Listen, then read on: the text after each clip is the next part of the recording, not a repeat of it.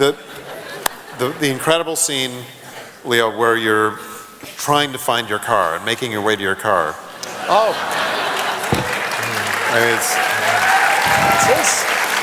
Buster Keaton. well, I'd like to know, because, you know, everyone's grabbing, who was that? Who was that? Was that Jerry Lewis, Jacques Tati, you know, Buster Keaton? You know, first of all, what might have been examples for that? Because it's just one of the most brilliant pieces of slapstick and comic acting I've seen. And then, how many times did you shoot that? Is another one. But what was your inspiration for the scene? Who did you think about when you did that? I thought I had a guy on YouTube that I watched. It was entitled "The Drunkest Man in the World," but it was not just the fact that he was, you know, sort of elasticated and trying to get. It was his motivation which really intrigued me, because there was nothing. He had one singular goal, and that was to get a beer out of the 7-Eleven, and it took him a half an hour, and he was writhing around the floor.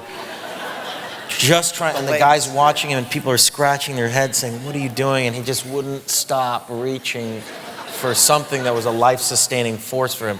And I remember Jordan describing to me when I was talking with him about what it was like being on Quaaludes, because I've never done it. And he said, "Look, you think that you're operating the same, but the mechanics of what your brain thinks and what your body actually physically manifests are two entirely different things. So you think you're a normal, logical human being that's got, you know, that is, you know, walking forward, but you're doing something entirely different." And I remembered this YouTube thing, so I sort of watched that obsessively. And then it became kind of like a 2001 Space Odyssey thing. I was this primordial beast crawling towards this futuristic space machine. Yeah. But the way Marty holds it, it's just this wide shot, and he just waits for me to crawl there. It took forever, though. And you had it took like 10 minutes for me to just writhe over to that. Yeah, we trimmed the head of the shot, I remember. And then, of course, we didn't realize that the car door went up this way. The car door opened up. It didn't go this way, so I had to figure out how to get my... Should I try with my foot? And that's when he reminded me of Jerry Lewis. Yeah. Jerry doing that thing with his body, because he's very long. And then when he got in the car to answer, then I had to cue the phone to ring in the car, just at the right moment when he finally got the door open and he relaxed.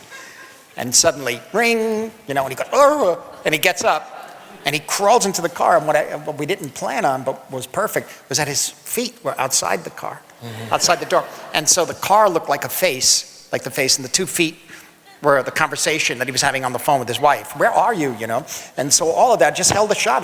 We did only a couple of takes. And I said, "That's it, there was no coverage." But that was the shot. He had shot listed that entire sequence to a T. I mean, this was one of your favorite sequences in the entire film. So the whole rig where I sort of fall down, I smash my head. The idea that, you know, which took a lot of practice to get the idea that I would speak in a normal language, the other guy on the other line would react, say, "What the hell did you say? I can't understand you." And then he'd cut back to me and be like, you know what I mean? He had planned that quite meticulously, every sort of beat of that shot. The use of a medium frame as opposed to a close-up on that. Using the wider frame is better in a comedy. You know, it's the old Howard Hawks thing.